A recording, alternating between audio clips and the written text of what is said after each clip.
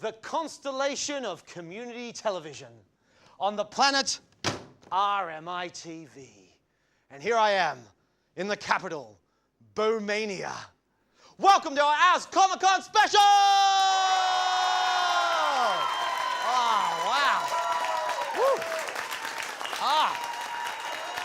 Yeah. So, Heyman, you're dressed as? Hello, Mr. Harley Quinn. Harley Quinn. Okay, give us your best Harley Quinn impersonation. Okay, I've been practicing. Okay, here you go. Go. Hello, Mr. J. That's pretty good. That's pretty good. Sounds like you've swallowed something Here, interesting. Okay. And Aaron, who are you dressed as? That's very impressive. Aaron, who are you dressed as? I will no longer be called Aaron. I will now be known as Captain America. Well, hello, captains. And I really need to go to the bathroom, so What? we can... No! Get back. Oh, death. Oh, it's not that easy. Dill, what the hell are you dressed as? I'm dressed as a man who looks good in a suit. No, you promised me. You said you'd get changed in cosplay outfits for this very special episode. You promised me. Are you calling me a liar? Yes. Or a two-face?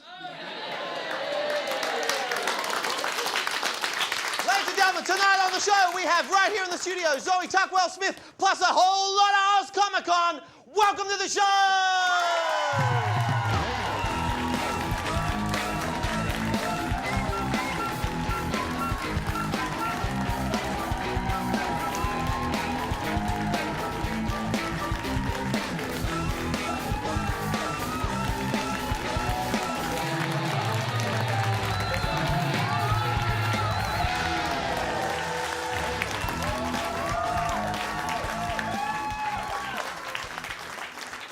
Good evening, everyone. Welcome to Live on Bowen. I'm your host, Rob Lloyd.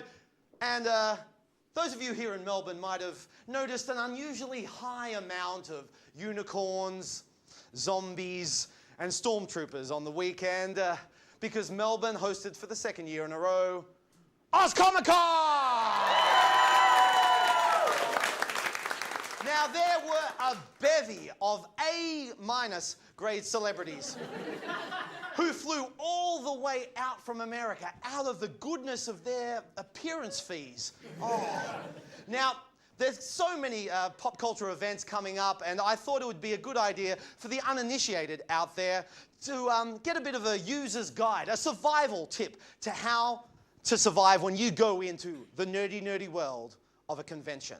Now, the first thing you need to know, it is very much like the first day of school. You need to be aware of the social class system at these conventions. Now, within the celebrities that come out, there is most definitely a hierarchy. From those beloved TV stars and movie stars, from those awesome TV shows and movies you love, right down to the guy who gave high fives in Scrubs. One fan. He made $5. Now, the next thing you need to know is on the floor. The cosplayers rule the school. Now, for those of you that don't know, cosplayers are people who dress up in costume. And the alpha male and females at the cosplay are those who spend thousands of hours or thousands of dollars on their costumes. And everyone just wants to take photos with them all the time. The next layer down are those people who I call the good effort cosplayers. And they're pretty much every fourth person who don't spend that much time or effort, but they're really passionate. Oh my God, you're Finn from Adventure Time? I'm Finn from Adventure Time.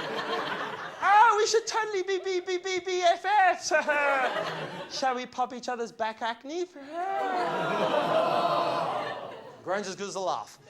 Now, the lowest of the low are the anime cosplayers.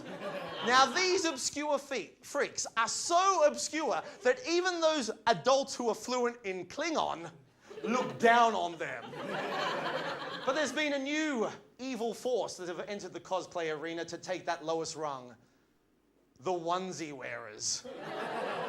Now, these lazy freaks, there's only one way to deal with them. There is only one way to deal with them. Sew up their costumes so they are deprived of nourishment and they die a slow, horrible death. A little bit too harsh. Now, you don't have to go in costume. You can just wear a threadless shirt or just go in your civvies. But please Don't be one of those nerds who think they're far better than cosplay and just wear an obscure logo or an image from a show that no one possibly is going to get. And then they get a media pass and just proudly make their way through the throngs of nerds thinking they're better than everybody else. Oh, they're the worst. How do I know so much about them? Because I'm one of them. The same person who clapped the guy from Scrubs. Oh, crap. Now, even going to the toilets is like going into a parallel dimension of colourful characters. Yeah, when I went in there was Bane to the left of me, Joker's to the right, and here I am stuck in Batman urinal. Thank you. Now, last thing you need to be aware of is the conversations that you'll have at these conventions. You'll overhear nerds just quoting solely in movie quotes. You'll have those nerds trying to outdo each other with how they got closer to their celebrity. I was able to get a sample of his DNA. You have those ones who are trying to out-nerd each other with the most ungoogleable information about next season of their show, even before the creators have even written scripts. And the worst nerds are the ones who just stand around all these conversations and listen in, and they just, look down on these people with their superior silence. Oh, I hate those guys. And how do I know so much about them? Because I'm one of them. So that's what's been going on in my nerd world. You want to hear what's going on in the rest of the nerd world? All right. Ooh.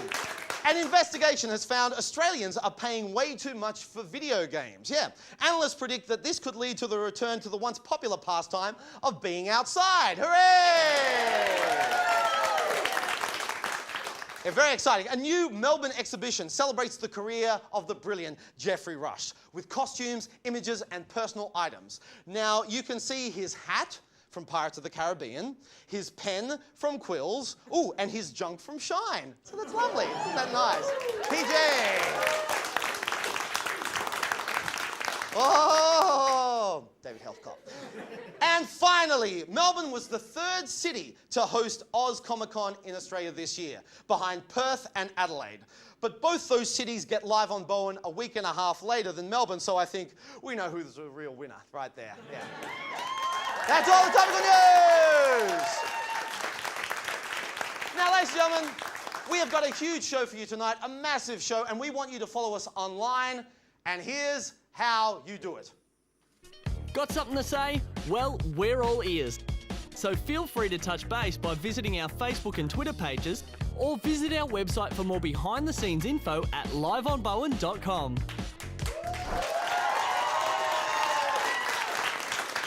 Now, last week on the show, we asked you to take a look at this picture and give it a caption. Now, here are some of the responses. We'll start with our first runner-up. Jess Cook says, puppy, check. Park, check. Now I'm definitely going to pick up some bitches. Second caption is from Sonia Lucas, who said, so if I have to pick up your poop, who's going to pick up mine? Yeah. Next up, third runner-up was Eliza Taylor, who said, so you put leashes on your kids, why can't I? And our winner is Sharon McKay with the caption, overwhelming evidence out of Melbourne, proving that in time, owners and their pets truly look alike. Have applause for our winner right there. Now, thank you for all your captions this week, and we love all the entries we've got, and we want you to send through the other ones on Twitter and Facebook. Here's the caption for next week's show. Have a look. Oh, ooh. Child abuse or cute, I'm not sure. Now it's time for that time of the night where the testosterone levels here in the studio peak to well above what is considered normal. This week, with his brew tips, please make welcome Aaron McCarthy.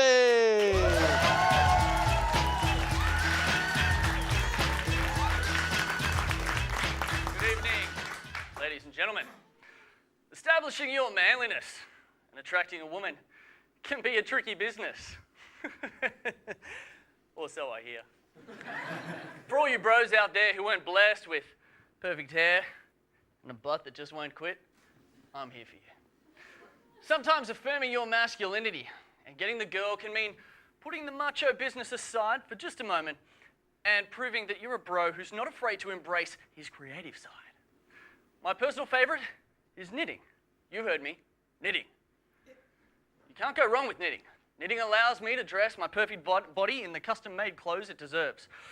First off, I recommend doing your knitting in a very public place. That way a lot of women will be able to see how secure you are in your manliness. Knitting also makes for a fantastic conversation starter. Hey girl, you know where this scarf is made from? Boyfriend material. Check this out. All you need to do is knit an ordinary jumper like this. Make a few quick alterations. And bam, sleeveless muscle vest. Much better, trust me. Wear something like that and you'll get a whole lot of people staring at you. Okay, people say quilting is for grandmas, but look at this. Yeah, it looks like an ordinary doona, but trust me, it's not. It's a cover for my VL Turbo. See, here's the hole for the 2.5-inch exhaust. And here's my arty take on the fluffy dice. Love the fluffy dice. I love needlepoints because you can use it to say things you might have trouble saying normally. For example, here's one I'm currently working on.